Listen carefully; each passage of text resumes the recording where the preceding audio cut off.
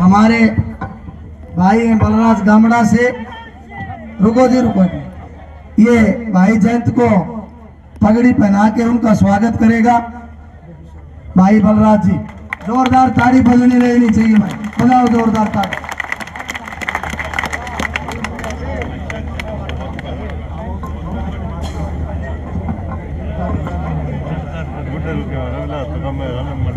राम राम जी।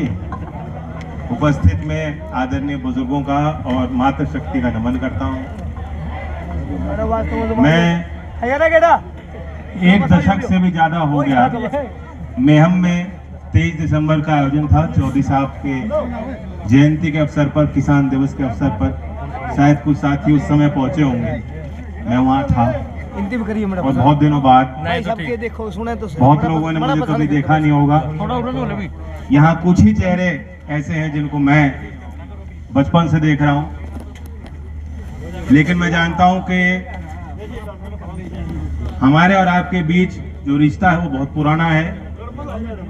एक प्यार है, एक घनिष्ठता है, एक अपनापन है जो आपके व्यवहार में खूब झलका। मैं आभार व्यक्त करता हूं आपको। आपने खूब स्वागत सत्कार किया। उत्तर प्रदेश की जनता ने तो हमने नमक खाया है, हमने तुम्हारा नमक तुम्हें खिलाया है, उसमें चुनाव खो दिया। लेकिन मैंने तो यहाँ आपके बीच आकर किसान का हलवा खाया है, और नमक पे चीनी भारी होती है।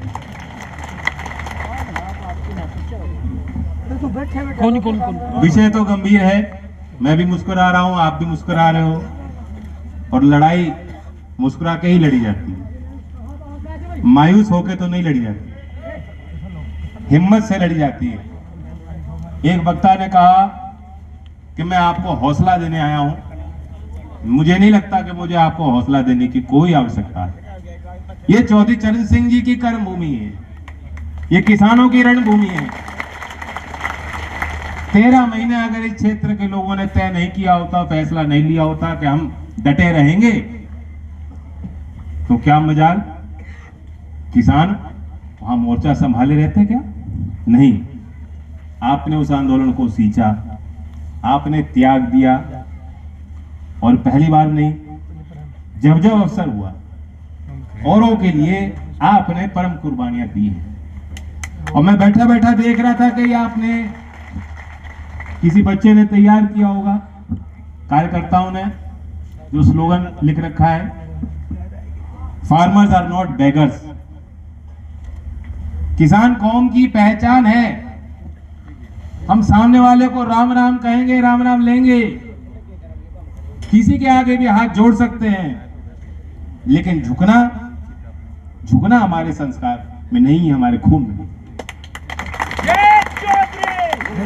हम अपने हक की बात कहेंगे, हम मांग भी सकते हैं, जो वो हमारा अधिकार है, और लेना भी जानते हैं। अगर जो मांगी हुई बात कहीं सुनवाई ना हो तो हर तरीके से किसान लेना भी जानता है, और आपने करके दिखाया।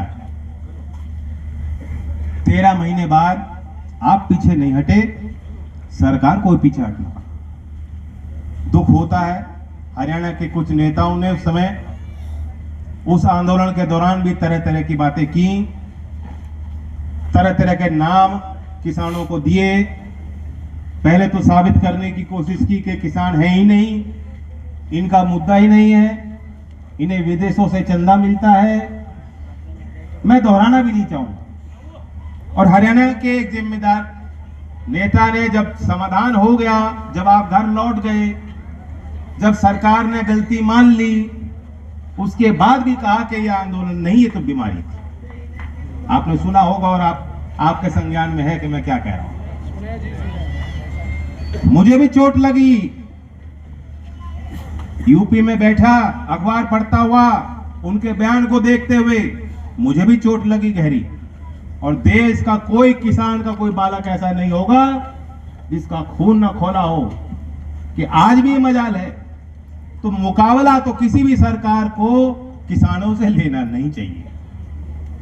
ये गद्दी छिन जाएगी, ये लाल बत्तियां हट जाएंगी, ये सरकारी नौकर कर्मचारी आपकी राम राम लेना बंद कर देंगे।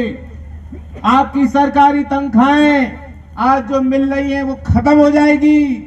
पेंशन मिल सकती है, पेंशन तो मिलती है जो पूर्व होते हैं, लेकिन यही वक्त है इस आंदोलन में, यहां जो आंदोलनकारी है, जो संघर्ष समिति है, जो आयोजक हैं, मैं पूछना चाहूंगा, क्या सरकार की तरफ से कोई जनप्रतिनिधि ने यहां आने की सोची, या आपने उनको मना कर रखा है कि मत आओ?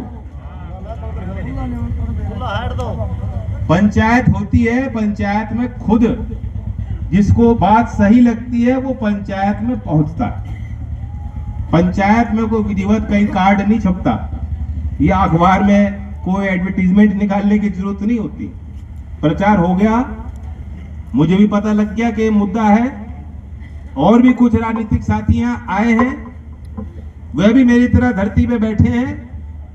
उन्होंने जब मौका मिला तो समर्थन दिया है, लेकिन सरकार में जो लाल बत्ती की चकाचौंध में रहना पसंद करते हैं, चुनाव के वक्त किसान के और गांव के बन जाते हैं, और जब आपत्ति आती है, जब दिक्कत आती है, जब समस्या आती है, जब चुनौती आती है, जब लड़ाई लड़नी हो, तब उनका खून ठंडा पड़ जाता है। तो मैं तो न्योता देना चाहता हूं कि जो जो सुन रहा हो, पुरानी बातों को माफ कर देंगे। ये वक्त है, किसानों के साथ खड़े हो जाओ। चंडीगढ़ और दिल्ली से तुम अगले चुनाव में टिकट ले लोगे, लेकिन वोट तो खेड़ी की जनता देगी, वोट तो हरियाणा के गांव ग्वान की जनता देगी। प्रधानमंत्री जी ने नई योजना बनाई थी, प्रधानमंत्री फसल बीमा योजना, और याद दिलाता हूं कि जब उसकी घोषणा हुई, उन्होंने बड़े बड़े तर्क दिए थे। कहा था कि पहले जो नुकसान की भरपाई किसानों की नहीं होती थी, ग्राम पंचायत की इकाई को माना जाता था। पुरानी योजना नेशनल एग्रीकल्चर इंश्योरेंस स्कीम के तहत इसे खत्म करके ये योजना लाई गई थी, और ये वादा था कि हम सैटेलाइट से और ड्रोन के माध्यम से भी जांच कराएंगे। अगर एक किसान का नुकसान होगा तो उस एक किसान के नुकसान की पूरी भरपाई ये योजना करेगी। और क्या हुआ? जबरदस्ती जबरन तो किसी किसान का खाता खुला हुआ है, उसने कर्जा ले रखा है, बिना पूछे आपको उस योजना में जोड़ दिया, और आपके खाते से जो प्रीमियम, जो किस्त जानी थी, वो काट ली। किसानों में रोष होने लगा, किसानों में सवाल उठने लगे। क्लेम का वक्त आया, आपकी फसल, ये जो छुट्टे घूम रहे हैं हमारे यहाँ, तो बहुत उत्तर प्रदेश में तो त्राही त्राही है, और मैं यहाँ भी देख रहा था, यहाँ भी आपने तार लगा रखी हैं, और यहाँ भी जो छुट्टे घूमते हैं इन्होंने भी यूनियन बना रखी है। अब अकेला नहीं, झुंड है, झुंड। और नाम तो दे रखे आपने भी, मुझे पता। ये सीधे किसी भी खेत में जाके बढ़ जाए और उगाई कर लेते हैं, चौथ वसूल रहे हैं किसानों से। इसका कोई उपाय नहीं। अगर इससे नुकसान हो फसल को, इस योजना में कुछ नहीं मिलता। आगजनी हो जाए, खराब मौसम में, या कोई कीट लग जाए, फसल बर्बाद हो जाए, समय समय पे किसानों ने कोशिश की कि यह योजना है, प्रधानमंत्री जी के नाम से जुड़ी योजना है, बड़ी महत्वाकांक्षी योजना है, हमारा क्लेम पूरा करो। कोई यहाँ मौजूद किसान हो जिसका कभी क्लेम पूरा हुआ हो? उसमें नहीं हुआ। और जब से ये योजना लागू हुई, करोड़ों रुपए, हजारों करोड़ों रुपए का लाभ निजी कंपनियों को मिला। महाराष्ट्र की सरकार, जो आज विपक्ष की सरकार है, उसने प्रधानमंत्री जी से एक मांग की है कि मान लीजिए कि हमने, राज्य की सरकार ने, केंद्र सरकार ने अपने कोष से, और किसानों ने जो प्रीमियम दिया है, अगर किसी एक वर्ष में ये पाया जाता है कि क्लेम कम हुआ और प्रीमियम ज्यादा हुआ, यानी एक्स्ट्रा ऑर्डिनरी प्रॉफिट कमाया, मुनाफा कमाया इन कंपनियों ने, तो वह जो राशि है वे सरकारी खजाने में लौट जानी चाहिए। ये मांग महाराष्ट्र की सरकार ने, राज्य सरकार ने की है, लेकिन मोदी जी उस पर बिल्कुल चुप हैं। उन्हें लगता है कि अरे ये तो मेरी जेब से पैसा कट जाएगा। क्यों? उनकी जेब, उन बड़े बड़े उद्योगपतियों की जेब और उनकी जेब कोई ना कहीं तो तार जुड़ रही है। पिछले 1 वर्ष में यहां कोई साधारण परिवार के व्यक्ति बता दे, आपके घर में जो नौजवान जो दौड़ लगाते हैं, जो कूद करते हैं, जो इम्तिहान देते हैं, नौकरियां नहीं लग पाई। और पिछले 1 वर्ष में नहीं, 2 वर्ष जब से कोविड की तालाबंदी हुई, काम ठप हुए, इंडस्ट्री, हरियाणा की इंडस्ट्री को देखकर हम ताजुब करते थे। हम मानते थे कि उत्तर प्रदेश में भी औद्योगिकरण हो। चौधरी अजीत सिंह जी ने जब उनको मौका मिला, उन्होंने हमारे यहाँ इंडस्ट्रियल लगाई, लेकिन इंडस्ट्रियलाइजेशन में हम हरियाणा से बहुत पीछे हैं। पिछले 2 वर्ष में मुझे बताओ, आपकी आय बढ़ी है कि घटी है? और इस दौरान आज 8वें स्थान पर हैं, $109 बिलियन। ये 5 ट्रिलियन कहते हैं ना, 5 ट्रिलियन इकोनॉमी, वो छोड़ दो, यहाँ पढ़े लिखे काबिल लोग हैं, बुद्धिजीवी हैं। $109 बिलियन की वेल्थ, ये संपत्ति अकेले अदानी जी की है और दुनिया में 8वें स्थान पे पहुंचे हैं। और पिछले 1 वर्ष में सबसे ज्यादा तरक्की अमेज़न के मालिक को पिछाड़कर, गूगल के मालिक को पिछाड़कर, बड़े बड़े लोग जिनका आप नाम सुना करते थे उनको पिछाड़कर अकेले अदानी जी ने वो पैसा कमाया है। आप नहीं कमा पाए।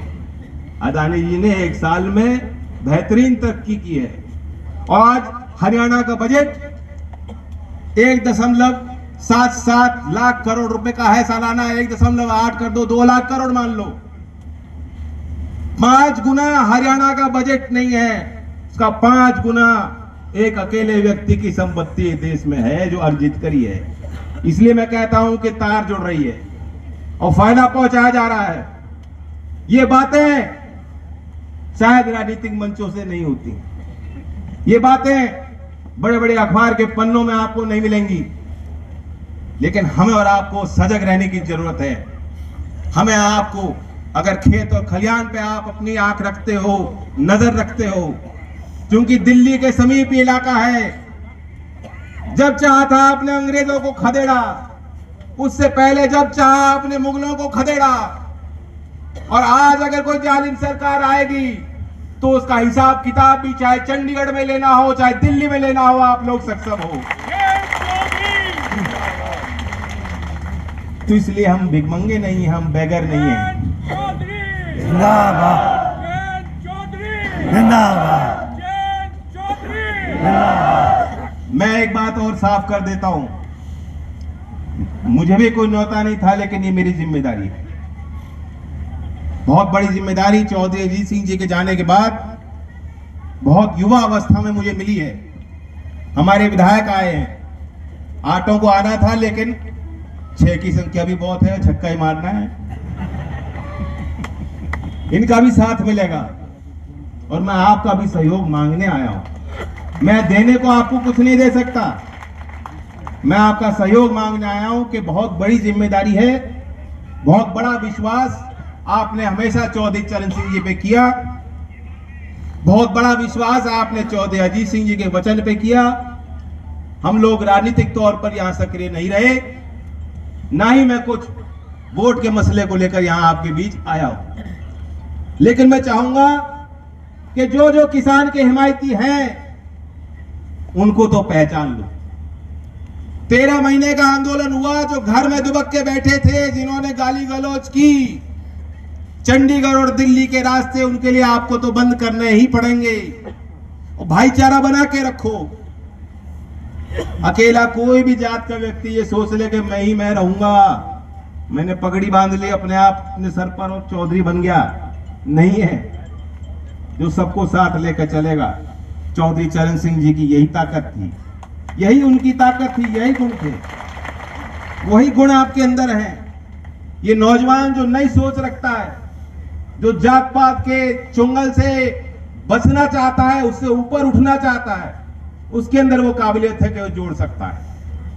और मैं नौजवानों को कहूंगा, रामधारी दिनकर जी के शब्द वो थे, उनकी कविताएं, उनकी रचनाएं, धरती से ऐसा मन लगता था कि खेत और धरती और ये जो गांव की जो मिट्टी है, जो ग्रामीण भारत की जो असलियत है, उसी का परिचय वो देते थे। उनका निर्भय होंगे नर नारी, निर्भय होंगे नर नारी, कलम उगलेगा आग, कलम उगलेगी आग और अक्षर बनेंगे, माफ कीजिए क्या बोल रहा हूं मैं, क्या है, कोरोना के बाद मुझे भी दिक्कत आ गई। कहने का तात्पर्य यह है कि अब बात कलम से होगी। असल क्रांति अगर आपको लानी है, हम लोग देखते हैं अक्सर राजनीतिक मंचों पे हम लोग जाते हैं और जनता देती है, लो तलवार पकड़ो, लो गदा पकड़ो, और तलवार लेके हम लोग फोटो खिंचा लेते हैं, गदा उठा के हम दिखाते हैं देखो हम कितने ताकतवर हैं। लेकिन अब नए जमाने में, नए युग में कलम से, विचारों से सवाल पूछ के, और इसलिए नौजवान आरटीआई डालो, सवाल पूछो। सरकार आप ही ने बनाई, ये सरकार लेकिन थारी नहीं है, सरकार आपकी नहीं है, सरकार आपको अपना नहीं मानती जब तक सरकार को घेर के नहीं रखोगे और दबाव नहीं बनाओगे। ये माता बहनें बैठी हैं, जब तक बच्चा नहीं रोगा तो माँ भी नहीं देखती बच्चे को, तभी पता लगता है कि बच्चे की आवश्यकता क्या है। जो बोल नहीं पाता बच्चा, और समाज के बुद्धिजीवी तो लड़ भी सकते हैं और बोल भी सकते हैं। तो मैं यही कहना चाहता हूं, मेरी इच्छा है, और जहां राष्ट्रीय लोकदल का परिचय आप जानते हो कि हमारा कार्यकर्ता होगा तो किसान के लिए काम करें। 13 महीने में ये भी नजर मारना कौन कौन लोग सक्रिय थे राजनीतिक क्षेत्र से। मैंने अपने भाई दीपेंद्र को तो देखा था जो लंगर सेवा भी कर रहे थे, और हम लोग वहां यूपी में वो पल जिसका वर्णन यहां मंच से किया गया, लोगों ने कहा, मैं बताना चाहता हूं क्या कैसे बीती थी। मुजफ्फरनगर से चौधरी अजीत सिंह जी अपना आखिरी चुनाव लड़े। उनकी ये इच्छा थी कि यहाँ हिंदू मुस्लिम तनाव बन गया, इसे इसको बांटना जरूरी है, वरना भविष्य अंधकार में जाएगा किसान का। और इसलिए उन्होंने उस क्षेत्र से चुनाव लड़ा। उसी क्षेत्र के विधायक हमारे राजपाल जी, जो बुढ़ाना क्षेत्र है, ये अभी यहाँ अपनी बात उन्होंने रखी। और उसी क्षेत्र के किसानों के बीच के एक नेता राकेश जी मोर्चा संभाले, दिल्ली बॉर्डर गाजीपुर पे बैठे। ये बात तो अब आम बात हो गई, चर्चित हो गई, लोगों को पता है। टेलीविजन पे जब ये बयान उनका आना शुरू हुआ कि हमारी क्या भूल थी, हमारी का उनका मतलब ये था कि किसानों ने ही वोट दी तभी बीजेपी की बहुमत बनी। उन्होंने पूछा कि हम लोगों ने जिन्होंने इनकी सरकार बनाई है, आज ये लोग हमें मारने पे उतारू हैं, और वे भावुक हो गए। और मैं चौधरी अजीत सिंह जी के पास बैठा था, और उनको पता था मुजफ्फरनगर क्षेत्र से वो हार गए थे, लेकिन वे हारे नहीं थे क्योंकि वे फिर भी लड़ना चाहते थे। और उन्होंने वो बात देखी और तुरंत राकेश जी को फोन लगवाया। मैंने अपने फोन से उनका नंबर मिला के उनसे बात कराई, और उन्होंने ये कहा कि राकेश बेटा चिंता ना कर, मैं तेरे साथ हूं। इतना ही कहना काफी था, इतना ही कहना काफी होता है। कभी कभी आंदोलन ऐसे ही मोड़ ले लेते हैं चंद पलों में,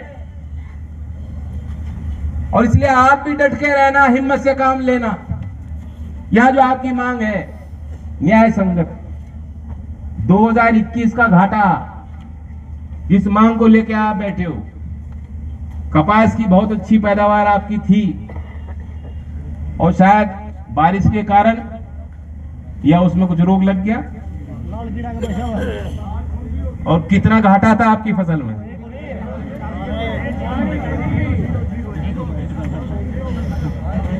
बहुत बड़ा घाटा था। आपने उस समय प्रशासन को भी आगाह किया है, जो भी आपसे तथ्य मांगे गए होंगे वो दिए हैं। कुछ तो फसल बीमा के अंतर्गत होंगे, कुछ उसके बाहर होंगे। मुझे जानकारी है कि यहाँ गिरदावरी में भी गड़बड़ी की, दिखा दी कि धान की फसल है।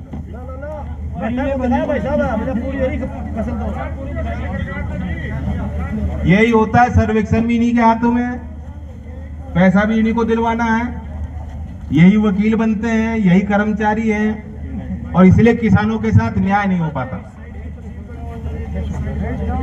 17 गांव का विषय है और इस क्षेत्र के साथ पक्षपात हुआ, ये सही है। और तालाबंदी में भी मुकदमे दर्ज है किसानों के खिलाफ। कितने मुकदमे हैं? नामजद नहीं है। अब वो तो डराने के लिए कर रखा, लेकिन कोई आफत नहीं आ रही। आपकी तो अच्छी संख्या है, आज रोज होती है। और माता बहनें हैं, ये तो आपसे ज्यादा लड़ सकती हैं। इन्होंने पूरा मोर्चा संभाला था। मैं तो यूपी वालों को कहता रहता हूँ, जितने लोग मेरे साथ आए हैं, मैं एक ही महिला आई, एलम की है, वो साथ आई है। हमारे यहाँ महिलाओं को आने नहीं देते।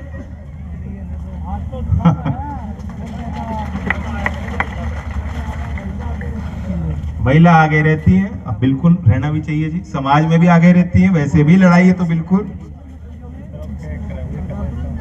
मैं मथुरा से एमपी था जी, वहां अच्छा, वहां तो लठमार होली होती है, तो मैं तो जानता हूं आप लड़ सकते हो।